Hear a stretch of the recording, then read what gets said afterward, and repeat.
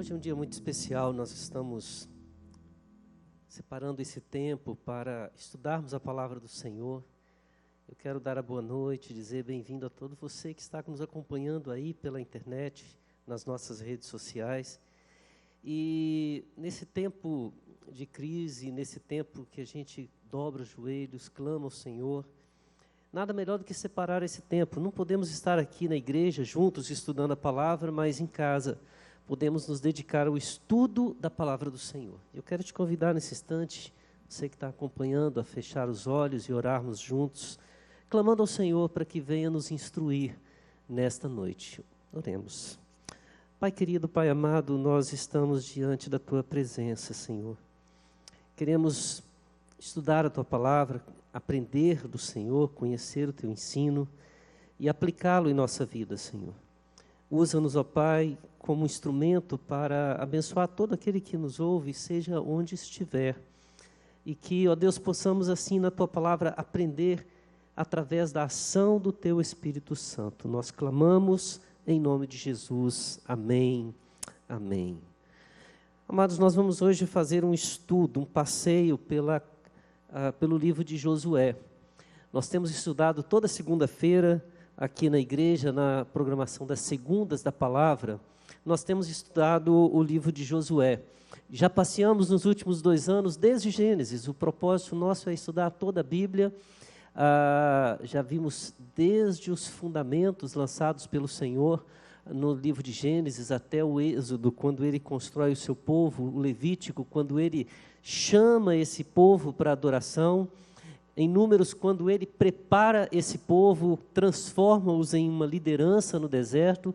E no Deuteronômio, quando ele olha para esse povo e diz assim: hora de atravessar a terra prometida, o Jordão, chegar àquela terra onde, desde o início, o Senhor prometeu a este povo conquistá-la e que seria um local onde a herança do Senhor chegaria ao seu povo. Hoje nós estamos estudando Josué. O que representa esse livro de Josué para nós na palavra de Deus? É o livro da conquista. É o livro em que o povo agora não vive apenas da promessa. É o primeiro estágio em que o povo sai daquilo que está sendo prometido e ele entra de fato na terra que o Senhor, durante tantos anos, havia prometido, garantido que daria para eles. Esse livro ele pode ser dividido em 3 partes. 3 partes que são subdivididas em 5 tópicos cada um. A primeira parte, ele vai falar sobre a entrada na terra. É o período prévio das conquistas. Nesse período prévio, nós temos a transferência da responsabilidade, quando Moisés deixa o cargo e Josué assume a responsabilidade de conduzir o povo. Nós temos a espionagem, que é feita na cidade de Jericó. Depois nós temos a travessia do Rio Jordão, o momento da edificação dos memoriais e a conquista, a primeira ocupação na região de Gilgal. Depois nós temos a conquista da terra. A entrada é a preparação, depois a conquista com a queda de Jericó, o pecado de Acã, o saque de Ai, a astúcia de um grupo da região chamado Gibeonitas, e depois a expulsão de todos os inimigos da terra. E no final, a terceira parte é com a expulsão de todos aqueles que estavam ocupando aquela terra que foi dada pelo Senhor, e eles ocupam a terra, dividindo a terra entre as tribos de Israel, estabelecendo a cidade de refúgio, o trabalho dos levitas, edificando o altar ao Senhor. E no final nós temos a despedida de Josué, que um dos textos mais conhecidos deste livro, quando ele fala que nós devemos escolher a quem servir, mas ele diz: eu e a minha casa serviremos ao Senhor. Bom, nosso objetivo hoje é caminhar até o capítulo 4, que são os 4 capítulos que nós já estudamos nas segundas da palavra, e nesse tempo nós vamos fazer uma revisão. Espero que você sinta o desejo de, assim que acabar esse tempo de ensinos virtuais ou pela transmissão online, você sinta o desejo de estar aqui. E quem sabe, numa outra oportunidade, a gente não pode continuar tendo esse estudo também pelo menos de tempo em tempo, de forma resumida, né? Transmitindo também pela internet para você. Eu queria que você acompanhasse a sua palavra, tivesse com o livro aberto em Josué e fosse acompanhando comigo a história. Qual foi o primeiro grande drama, o primeiro grande tema e a primeira grande lição que a gente aprende estudando Josué? Tenta se imaginar na visão daquele jovem de aproximadamente 60 e poucos anos de idade. Jovem para a época ele era, mas se nós olharmos bem, era uma geração totalmente nova. Josué deveria ter mais, ele já deveria estar um pouquinho mais idoso, porque o povo caminhou no deserto por 40 anos. E nesses 40 anos, todos aqueles que tinham a idade superior a 20 anos, exceto Josué e Calebe, já haviam morrido. Então você tem um exército que o mais velho, ele tem ali os seus 60 anos de idade. Josué e Calebe são os dois únicos da geração que saiu do Egito capacitada para a guerra, preparada para enfrentar os inimigos, ainda que eram escravos, que ainda sobreviveram. Os demais eram jovens, ainda incapazes de serem considerados guerreiros. E agora o que acontece? Deus está tirando Moisés, o líder amado, aquele que muitas vezes passou por lutas, enfrentou rebelião, mas foi um homem que Deus falou com ele face a face. A voz de Moisés era uma voz de autoridade, uma voz temida.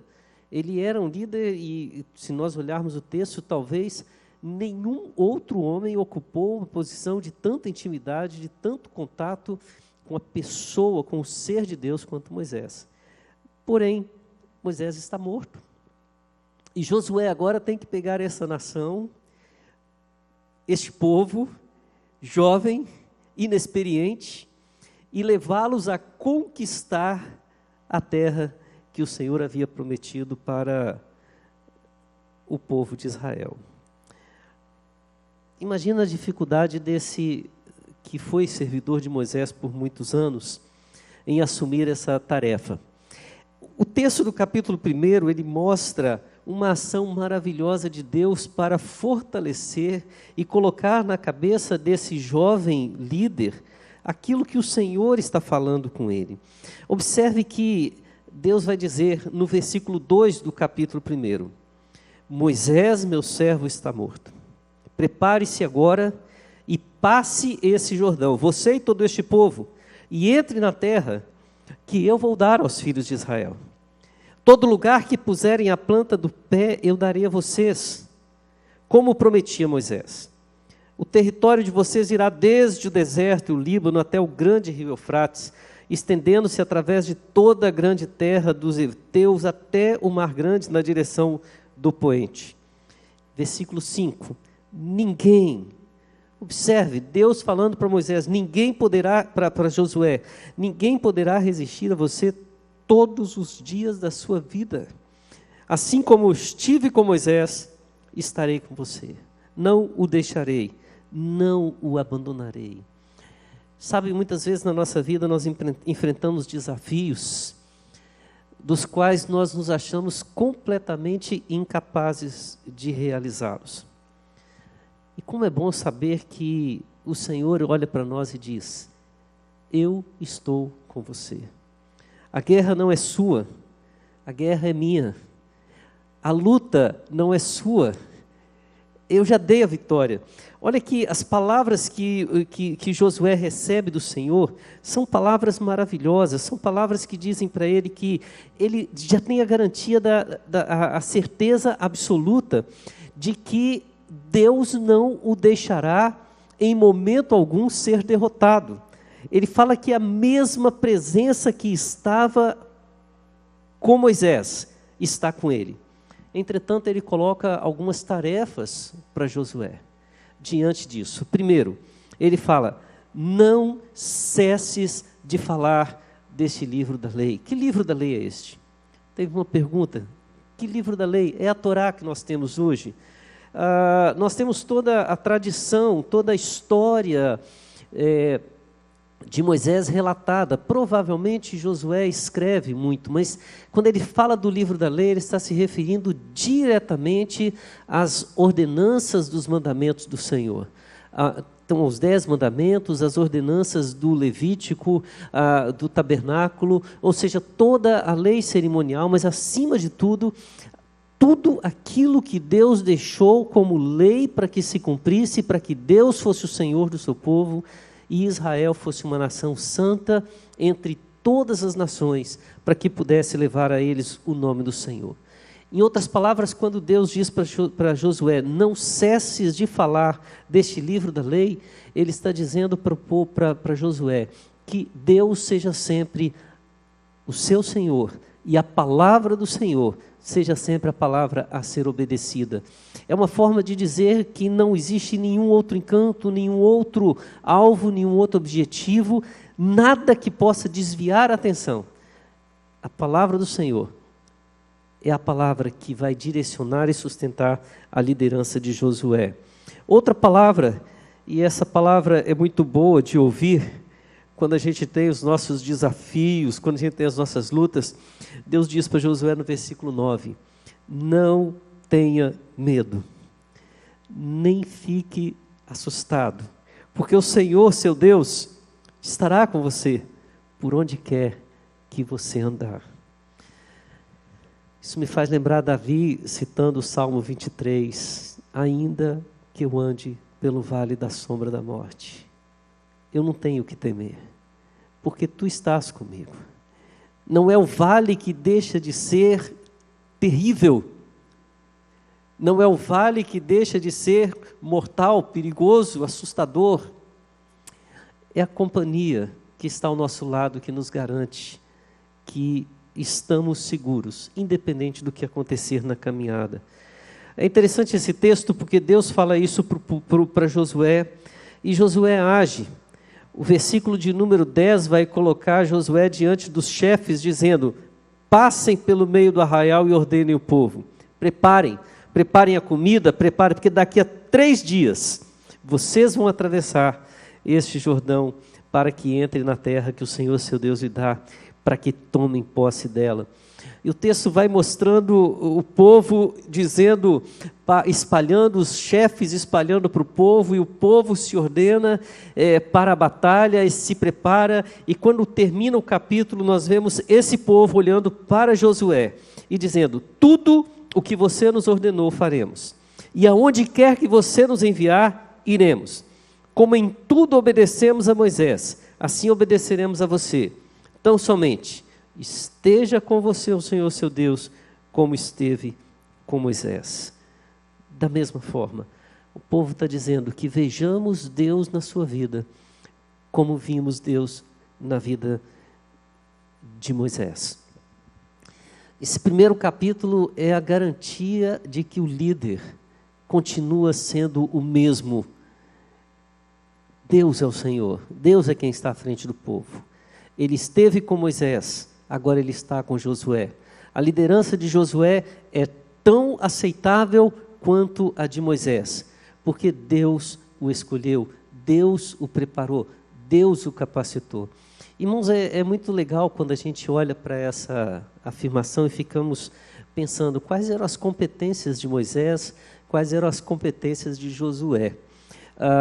A competência de Moisés é difícil, porque quando Moisés olha para si mesmo, ele fala, eu sou pesado de língua, eu tenho medo, eu sou uma pessoa fraca, eu fugi do Egito, me refugiei na casa do meu sogro durante 40 anos, e tentou de todas as formas arrumar desculpas para não fazer a obra que Deus estava chamando ele para fazer. Mas ele foi um instrumento que Deus usou e fez dele um dos maiores líderes em Israel. Agora, quem é Josué? Qual a competência? Talvez nós pudéssemos dizer, Josué era um servo fiel. Josué era aquele que estava junto com Moisés. Josué acreditou no Senhor, porque ele foi um dos 12 espias que, quando visitaram a terra, eles acreditaram que Deus tinha o poder para dar aquela terra ao povo de Israel. Mas é interessante, Josué ele precisa ser fortalecido pelo Senhor para ser um grande líder. E o povo espera ver nele não competência bélica, não competência na sua argumentação, na sua forma de falar, na sua retórica. Espera ver competência dele na vida com Deus, na relação dele com Deus. Esta é a transferência da autoridade. Sai um homem que Deus escolheu para estar à frente do povo. Entra outro homem que Deus escolheu para estar à frente do seu povo. Um homem fraco que foi usado pelo Senhor e se tornou uma das maiores autoridades que até hoje é relembrada como um dos maiores nomes de Israel, Moisés, e entra um outro homem que é pela autoridade de Deus que vai se tornar também um grande líder. O capítulo 2, ele deve ter sido um capítulo muito importante para Josué. Eles estavam se preparando para atravessar o Rio Jordão, e algumas pessoas dão uma ideia para Josué. Por que nós não mandamos algumas pessoas para irem espiar a terra? Para verem como que a coisa é, para saber como é que estão as situações. Josué deve ter pensado, poxa vida, há cerca de 38 anos, essa mesma ideia foi dada no meio do povo de Israel. Separaram um homem de cada tribo. Fomos 12. Saímos, andamos por 40 dias pela terra. Vimos coisas maravilhosas. Trouxemos do fruto da terra um cacho de uva que precisava de 2 homens para carregá-lo.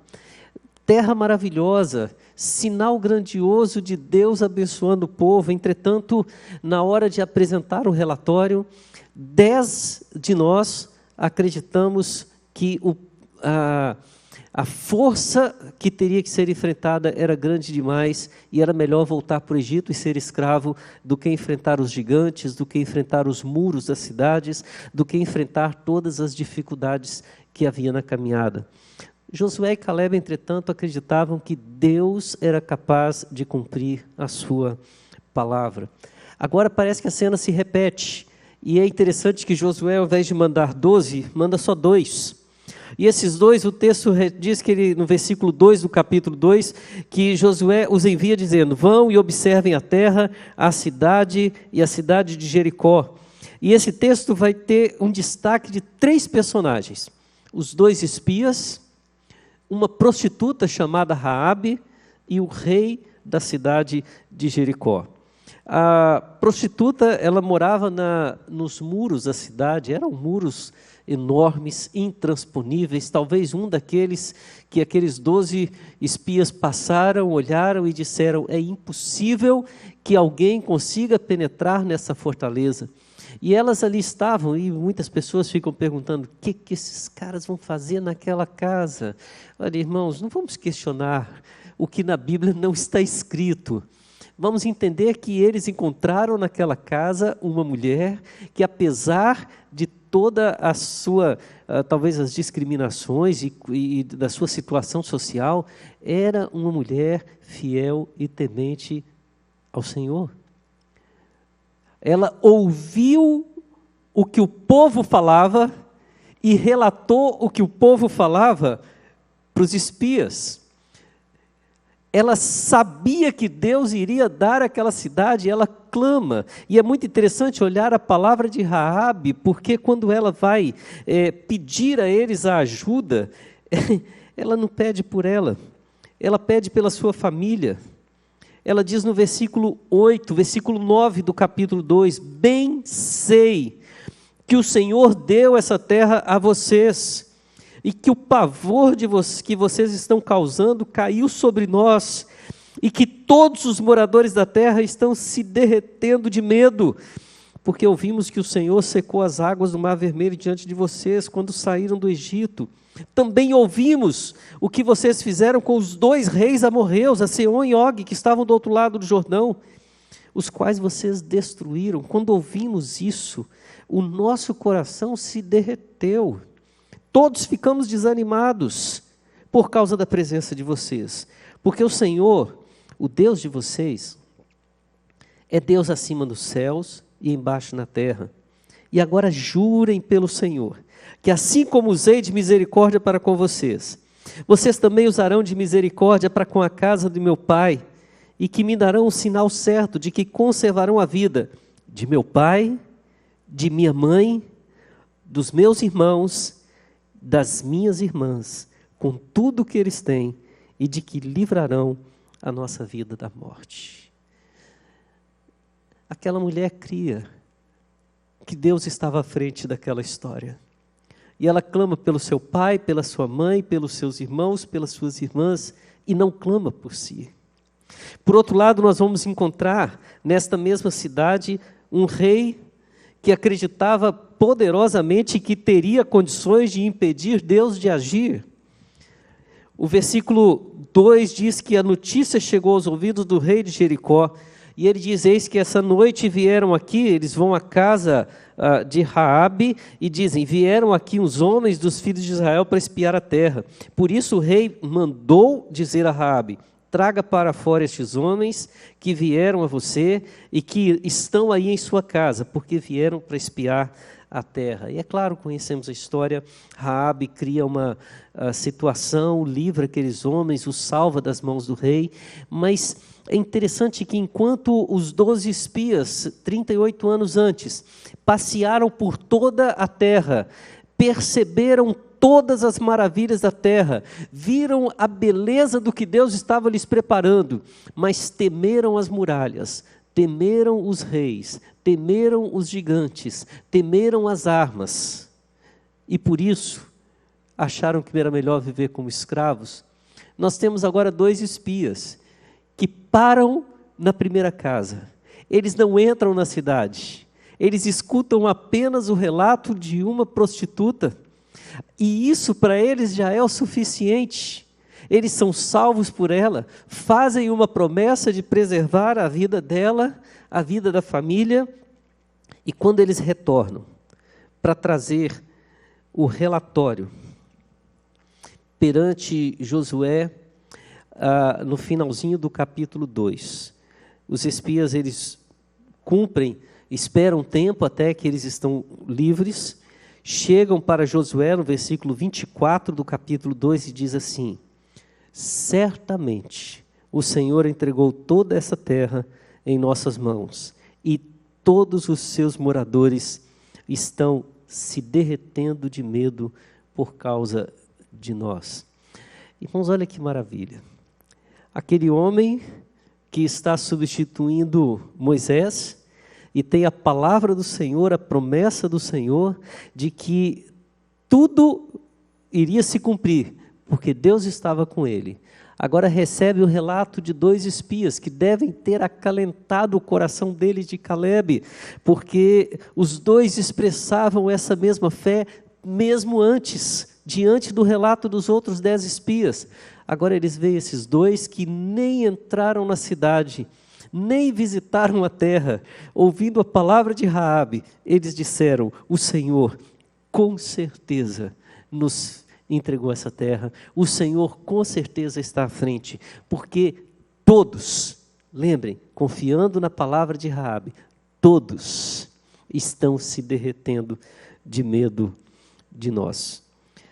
Chega então o capítulo 3, o povo agora já tem um líder consolidado, o povo agora já tem a convicção no coração de que o Senhor está à frente deles na batalha. É hora agora de se prepararem. E o capítulo 3 é o capítulo que vai falar sobre a passagem do Jordão. Josué se levanta de madrugada,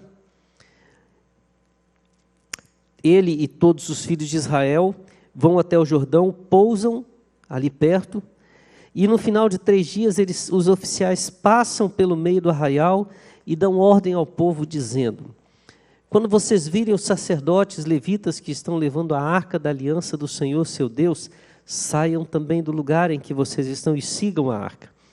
Contudo, deixem uma distância de cerca de 1 quilômetro entre vocês e a arca. Não se aproximem dela. Desta forma, vocês saberão o caminho pelo qual devem ir, visto que nunca antes passaram por tal caminho. Então Josué disse ao povo: santifiquem-se, porque amanhã o Senhor fará maravilhas no meio de vocês. Dois símbolos muito preciosos neste capítulo. O primeiro símbolo é o símbolo da arca do Senhor. A arca representa a presença de Deus. A arca representa a santidade de Deus. A arca representa Deus em ação. Quando a arca para, o povo tem que parar. Quando a arca caminha, o povo tem que caminhar. Assim ocorre também com o tabernáculo. Quando ele é montado ali, o povo fica acampado. No momento em que o Senhor manda o povo marchar, o povo caminha. Ali está a autoridade, o tempo de Deus, a vontade de Deus, a voz do Senhor. A era, aquilo que tem que ser feito, tem que ser no tempo que Deus determina. Mas ali também está a santidade do Senhor. É preciso que a arca esteja a uma distância que o povo possa ver e caminhar após, não muito perto, para que eles para que eles acabem tendo dúvidas a respeito da direção a ser tomada, e também não muito distante, para que ela não seja vista e eles acabam se perdendo no caminho. Eles têm que ter uma distância que estão contemplando e sendo guiados pela palavra do Senhor. Mas o texto, quando ele fala, no versículo 5, que Josué diz, santifiquem-se, porque amanhã o Senhor fará maravilhas no meio de vocês, ele primeiro traz uma convicção tremenda. Amanhã será o grande dia do Senhor. Amanhã, milagres serão feitos. Sempre temos, no nosso tempo de gratidão aqui na igreja, um momento muito especial em que nós agradecemos por aquilo que nós ainda não recebemos. Mas já cremos. Nós agradecemos por aquilo que o Senhor fará, mas ainda não fez. É essa mesma visão que está sendo colocada nesse texto. Porque quando Josué diz para o povo, santifiquem-se, ele fala, tomem uma atitude agora, de se prepararem. Não para que amanhã Deus faça alguma coisa, mas porque amanhã, com toda certeza, Deus fará coisas maravilhosas no nosso meio. Amanhã veremos o agir de Deus. O povo não tem que ter dúvidas. O povo não tem que ficar questionando o que será que vai acontecer. Irmãos, muitas vezes nós entendemos que nosso preparo, a nossa santificação é somente quando a gente quer que algum propósito se cumpra, mas o propósito do Senhor vai se cumprir, seja qual for. A ordem de santidade não é para que Deus possa fazer, a santidade é porque Deus vai realizar, vai fazer aquilo. O problema nosso é, nós não sabemos o que Deus vai fazer. Nós muitas vezes não sabemos se Ele vai curar, ou se Ele vai dar a cura plena, perfeita e eterna, que muitas vezes nós chamamos de morte, mas para aquele que está em Cristo Jesus é a vida, e é a vida plena, a vida eterna. Nós não sabemos se aquela prova que nós passamos, ela vai se tornar uma prova, vai trazer a aprovação ou a reprovação, mas uma coisa é certa, vai fazer com que a vontade do Senhor se cumpra. A pergunta é, estamos preparados para ver o agir de Deus na nossa vida, na nossa história? Estamos preparados para isso? Quantas vezes Deus realiza coisas tremendas e nós não conseguimos ver? Eu tinha um amigo que costumava dizer assim nas suas orações, Deus, limpe os meus olhos para que eu veja os milagres que o Senhor realiza todos os dias. Deus, limpe meus ouvidos para que eu consiga ouvir a voz do Senhor que fala constantemente ao meu coração. Senhor, me prepare, que o meu coração esteja pronto para poder contemplar aquilo que o Senhor está fazendo, aquilo que o Senhor vai fazer.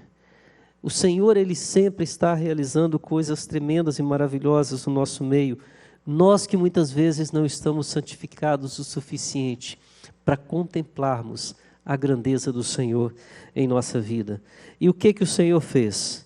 É interessante o texto no versículo 7, quando Deus olha para Josué e diz assim, hoje começarei a engrandecer você aos olhos de todo Israel, para que saibam que como estive com Moisés, também estou com vocês.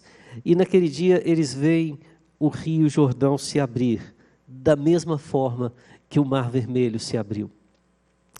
Foi uma experiência diferente, porque no Mar Vermelho Moisés toca com o seu cajado nas águas e as águas se abrem. Agora não, agora a Arca da Aliança vai entrando com os sacerdotes. À medida que eles vão caminhando nas águas, essas águas vão parando e vão se abrindo e se formam, o texto diz que elas se formam como se fossem grandes muralhas, grandes montões, em uma região que todos estão vendo, e eles passam em seco, eles atravessam toda aquela terra, todo aquele rio, são milhões de pessoas atravessando aquele rio, encontrando na terra prometida. E o povo, quando ele saiu das suas tendas, eles viram sacerdotes, eles obedeceram ao Senhor, viram aqueles que levavam a arca, pararam, e Israel viu o povo, viu Deus cumprindo a sua promessa no tempo certo. De vez em quando a gente tem umas curiosidades meio estranhas, né? Se a população estivesse ali em torno, talvez, de uns 2, 3 milhões de habitantes, eram 600 mil contados como os soldados, aqueles que já eram maiores de idade. Não tinha ainda as mulheres, crianças, mas vamos imaginar. Imagino que somente aqueles que estavam na frente da batalha que viram toda a cena acontecer. Somente os que estavam na frente viram o rio se abrir, viram os sacerdotes entrarem com a arca, pararem e o caminho se abrir no meio do rio Jordão. Os demais foram pela fé.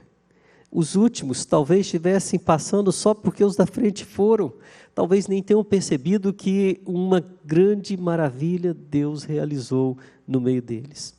Mas o fato é, independente de serem os sacerdotes que pisaram na água e ela abriu, independente de serem os primeiros que contemplaram com os olhos, independente de serem os do meio que devem ter ouvido os sons das águas, a euforia do povo vendo o que Deus estava fazendo, ou independente de ser o último, que não testemunhou, não ouviu, não tocou, mas soube que Deus fez maravilha naquele local, independente de quem seja. Se o Senhor é o Deus desse povo, do outro lado do Jordão, eles têm um hino para cantar de louvor e gratidão ao Senhor, porque eles sabiam que ali havia um rio, e esse rio foi secado pelo poder do Senhor. O capítulo 4, que nós estudamos, ele nos mostra a importância de se fazer os memoriais. O que é um memorial? O memorial é um registro de um fato, feito por testemunhas que o contemplam. Quando a gente pensa nesse fato, nesse memorial, nós estamos dizendo que há uma história e que há um propósito. Qual é a história que nós encontramos no capítulo 4? A história é: as águas do Jordão foram cortadas diante da arca do Senhor. Quando a arca passou, as águas do Jordão foram cortadas. Capítulo 4, versículo 7 diz isso. Parece repetitivo, mas é uma frase simples para se dizer do sacerdote ao último a atravessar. Essas águas foram cortadas pelo Senhor. O Senhor abriu o rio, o Senhor fez com que um caminho surgisse onde não havia. Essa história tinha que ser contada. Mas qual é o propósito de se fazer aquele memorial? O propósito está no versículo seguinte, quando diz: quando os seus filhos perguntarem o que essas pedras significam para vocês. Observa que tudo que está sendo colocado é porque eles querem manter as gerações. Ele quer que aquelas histórias sejam contadas para frente. Eles não querem apenas que o último da fila saiba que Deus abriu aquele rio e fez um milagre tremendo. Eles querem que todas as gerações, os filhos, os netos e toda a geração, dali para frente, possa, naquele momento, saber que Deus fez algo maravilhoso no meio de um povo que se santificou para isso. Que memorial era esse? É interessante que o povo de Israel atravessa todo o rio, e quando chegam do outro lado, Josué separa 12 homens, e esses 12 homens têm que voltar. Tem que retornar ao lugar onde a arca está parada, no meio do Jordão. Esse ato de retornar é um ato de fé, é um ato de credibilidade, mas é um ato de certeza do cuidado de Deus. Eles retornam porque a história, ela precisa ser relembrada, ser vivida. Um povo sem passado é um povo sem futuro. O povo de Israel retorna porque eles precisam, lá no local onde a arca ficou parada, recolher algumas pedras, porque daquele ponto onde a presença de Deus fez aquelas maravilhas, daquele ponto eles vão trazer para a margem, para construir um altar de pedras, para que essas pedras se fiquem para todas as gerações, que elas fiquem como testemunho, para que as crianças curiosas passem por ali e perguntem: o que significa esse monte de pedras neste lugar? E os pais, com toda a paciência do mundo, olham para as pedras e dizem: meus filhos, quando nossos pais, que andavam errantes pelo deserto, chegaram do outro lado do rio, eles encontraram uma grande barreira, não dava para atravessar. Então o Senhor veio e parou no meio do rio, e todo o povo de Israel atravessou como se ali fosse uma estrada. E nós voltamos e buscamos essas pedras, para que durante toda a sua vida você saiba que somente Deus é o Senhor em Israel. Entretanto, o que acontece, irmãos? Quando nós vamos para o livro agora de Juízes, no capítulo 2, versículos 7 a 10, nós vamos perceber que morreu a geração de Josué, morreu a geração dos filhos, a próxima geração depois de Josué, e o texto vai dizer que levantou-se uma geração que não conhecia o Senhor, que não sabia as maravilhas que Deus havia feito.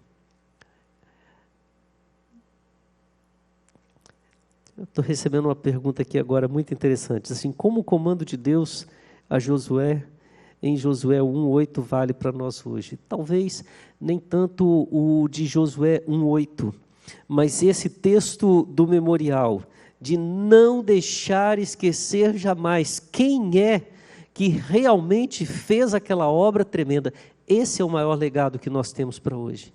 A pergunta é: estamos contando para os nossos filhos, estamos investindo nas nossas crianças, estamos direcionando para aqueles que estão ao nosso lado, para que eles consigam contemplar que aquele líder que foi levantado em Josué 1:8, que tem que ser forte e corajoso, nada mais é do que um instrumento nas mãos do Senhor, que aquela geração que se santificou para ver maravilhas, que aquele povo que ouviu o relato e não precisou nem contemplar com os olhos o que havia na terra, porque o simples relato de Raabe já era suficiente para saber que Deus estava à frente de todas as coisas. Será que esse povo é capaz de guardar todas aquelas histórias, todas aquelas memórias somente para si?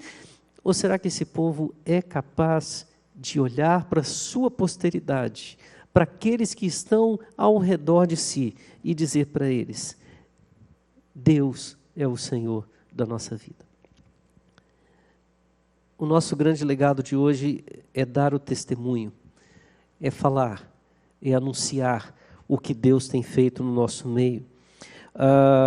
Nós podemos ver um outro ponto muito interessante, porque se por um lado nós temos a importância do memorial, porque o memorial, nesse texto, ele mantém viva a história, e ele atiça a curiosidade para que possamos dar o testemunho. Nós vamos ver a partir do versículo 12, a importância do cumprimento de um voto.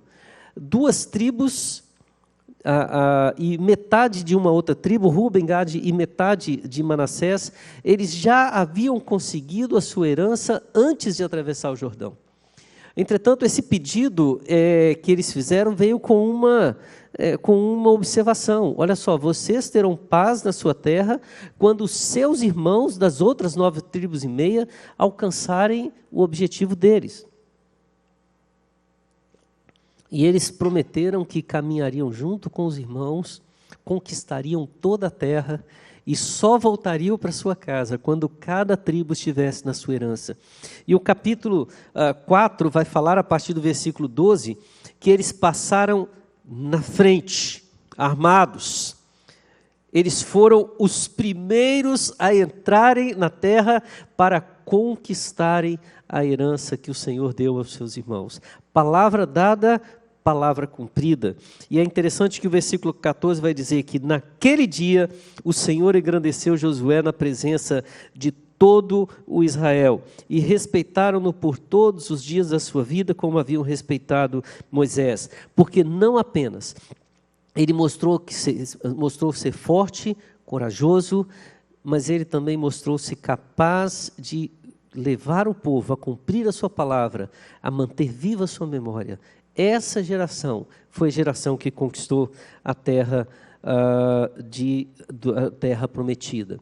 Entretanto, passadas as gerações, esse povo, é muito interessante estudar Josué e ler Juízes juntos, porque quando você lê Juízes, você vai perceber que em inúmeros momentos, as tribos de Israel, quando achou que já estava suficiente, parou a conquista.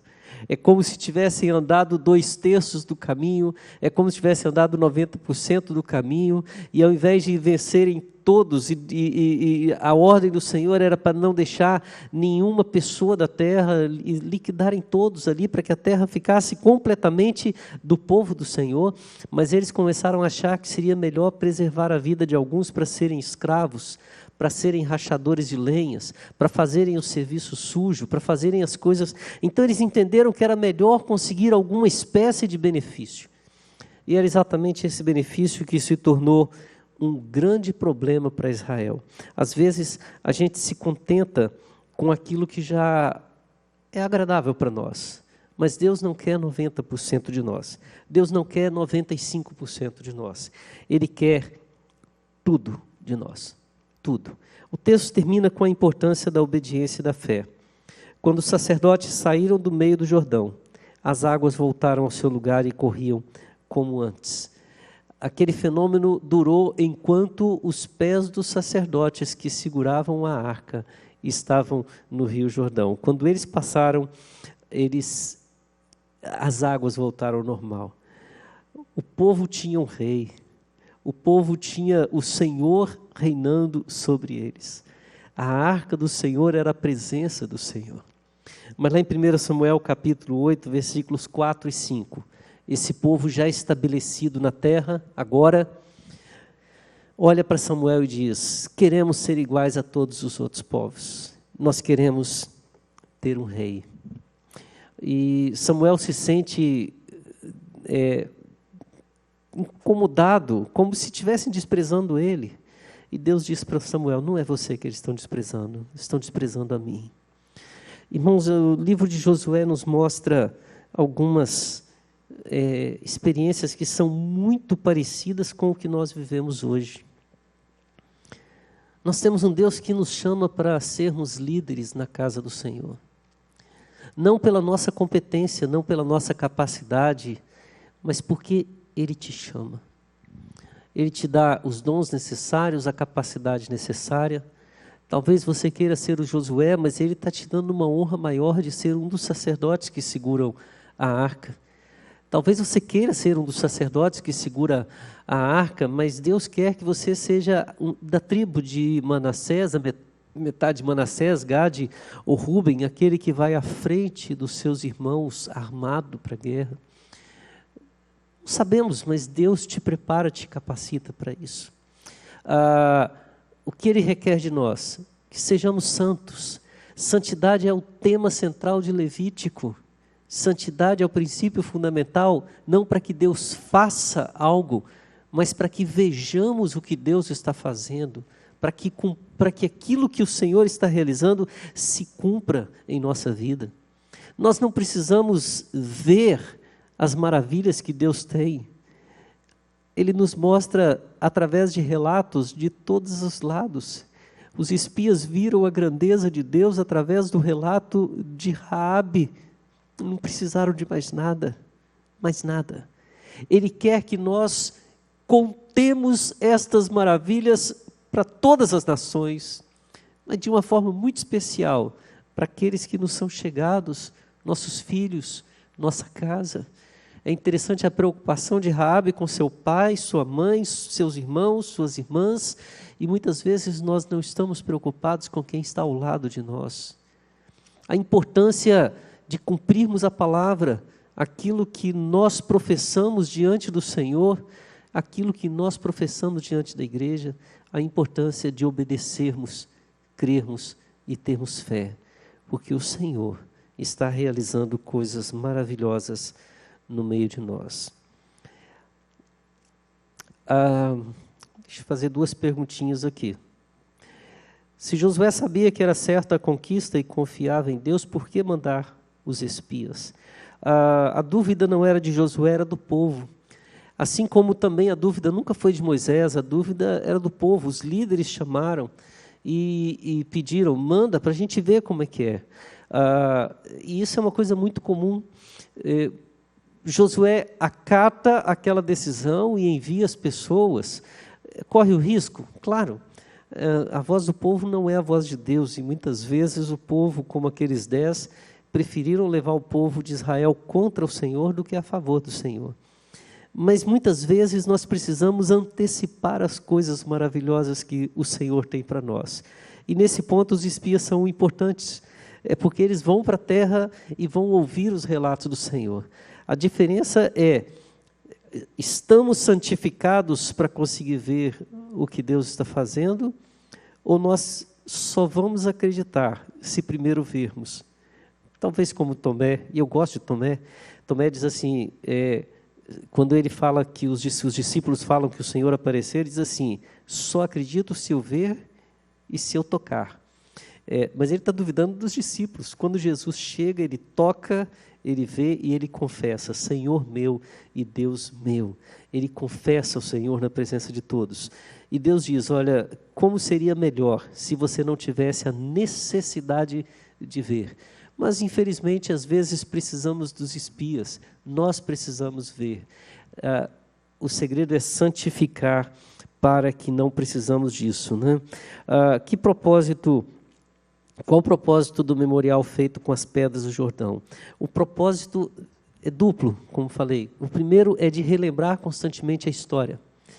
Lá em casa eu tenho uma coleção de canecas, né?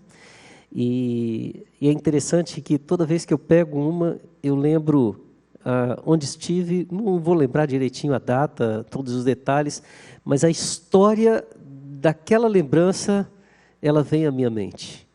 E imediatamente, se tem alguém perto, eu gosto de olhar e dizer assim, olha, essa caneca eu ganhei no dia do meu aniversário, lá na Igreja Presbiteriana das Américas. Essa foto do Homer Simpson aqui é um detalhe que eu nunca vou esquecer do carinho com que me trataram. Né? Eu quero contar para as pessoas. O memorial tem este propósito de lembrar o fato, o que aconteceu, e ao mesmo tempo de contar para as pessoas. Eu relembro e eu conto. O memorial que foi levantado é para mostrar, para que o povo olhasse e dissesse, esse rio foi aberto pelo Senhor. E era para contar para as crianças, porque elas perguntariam, mas era para contar para todos os viajantes, todos que passaram, para que eles soubessem quem é o Deus de Israel. Podemos traçar alguma relação entre a Odisseia de Moisés, tendo a conclusão do feito sido dado a Josué, assim como ocorreu com a de Davi, tendo concluído o feito de Salomão? Sim, podemos entender que Moisés preparou a terra para a conquista de Josué, da mesma forma que Davi preparou o templo para ser construído por Salomão. Mas talvez a comparação mais grandiosa que pudéssemos ver, talvez fosse a ideia de João Batista, que preparou o caminho para o Senhor Jesus conquistar plena e definitivamente a vitória sobre a cruz. É interessante, se formos trabalhar esses relatos, aí eu vou fazer o convite para você estar conosco. Nas segundas-feiras, às 8 horas da noite, estamos estudando Josué com mais calma, tempo para fazer perguntas, mas é muito interessante essa analogia, porque o deserto é aquele período das trevas, e Jesus, logo após ser batizado por João, vai para o deserto, e ali ele começa o seu ministério. Ele está no Rio Jordão, tem aquele tempo do deserto, e ele ali começa o seu ministério para conquistar verdadeira e duradouramente a terra que o Senhor nos preparou. Não uma terra que se acaba, né? Não uma terra que pode ser dominada, mas a nossa herança eterna, a nossa herança perfeita, a herança celestial. Que o Senhor possa realmente nos instruir na leitura desse texto, possa nos instruir na palavra do Senhor, que o Senhor possa fazer com que aquilo que estamos lendo, e ainda tem muito, ainda faltam 2 partes e mais um estudo de Josué, mas eu quero te desafiar a ler olhando para Jesus, ler olhando para o Senhor, para o nosso Salvador, para aquele que nos resgatou. Vamos orar mais uma vez? Pai querido, como é bom estudar a Tua Palavra. Como é bom reconhecer o Teu agir. Como é bom sentir, ó Pai, que a Tua presença está conosco. É certo, Deus, que não são poucas as vezes em que olhamos o tamanho da missão que está sob nossa responsabilidade e nos sentimos fracos, desencorajados, e muitas vezes desencorajados porque aquele que nos substituiu, ou aquele a quem substituímos, foi um grande líder. Foi o nosso líder. Às vezes nos sentimos tão pequeninos, diante de tarefas tão grandiosas. E como é bom ouvir da Tua voz, ó Deus, dizendo: ser forte, ser corajoso, porque não é você, sou eu, que te darei, que te farei conquistar essa terra, porque foi promessa minha a Moisés, foi promessa minha a Abraão, a Isaac, a Jacó, foi uma promessa que eu decidi cumprir através de você. Ó Deus, não nos deixe esmorecer diante dos desafios, não nos deixe temer muralhas, armas de guerra, carros de ferro, gigantes. Nos faça contemplar, ó Pai, o relato daquela simples prostituta, aquela mulher do povo, que cheia de fé diz: o nosso coração está derretido porque reconhecemos a grandeza do seu Deus. Nos faça entender, ó Deus, a Tua graça no relato, ó Deus, daqueles espias que chegam com o coração fervoroso, cheio de alegria, dizendo: certamente o Senhor nos fez conquistar essa terra, não temos dúvidas. Nos faça entender, ó Deus, que a santidade não é um requisito prévio para que vejamos, para que o Senhor faça, mas é um requisito constante para que vejamos e contemplamos as grandezas do Senhor, as maravilhas que o Senhor faz em nossa vida. Ó Pai, que saibamos o nosso lugar diante da arca do Senhor, que não queiramos ficar tão perto para que possamos ser empecilho para o agir dela, não fiquemos tão distantes a ponto de não saber para onde que ela vai. Que a Tua presença seja sempre o nosso alvo, que a Tua palavra seja lâmpada para os meus pés e luz para o meu caminho. que nunca esqueçamos das memórias, que tenhamos sempre, ó Deus, na nossa vida, marcos, que nos fazem entender exatamente o que o Senhor fez e que nos faça desejar contar para todas as pessoas as coisas maravilhosas que o Senhor tem realizado em nossa vida. Que as nossas palavras sejam cumpridas, principalmente porque nós a oferecemos ao Senhor. E que nossa vida seja regada por obediência e por fé. Porque é assim que marcharemos diante das muralhas de Jericó. Porque é assim que nós gritaremos pela fé. Porque é assim que rodearemos cantando aquela muralha, confiando no Senhor. É assim que veremos as muralhas caírem. É assim que veremos o Senhor nos dar aquilo que aos nossos olhos é impossível de ser vencido. Obrigado, Senhor. Continue nos instruindo na Tua palavra. Nós oramos em nome de Jesus. Amém.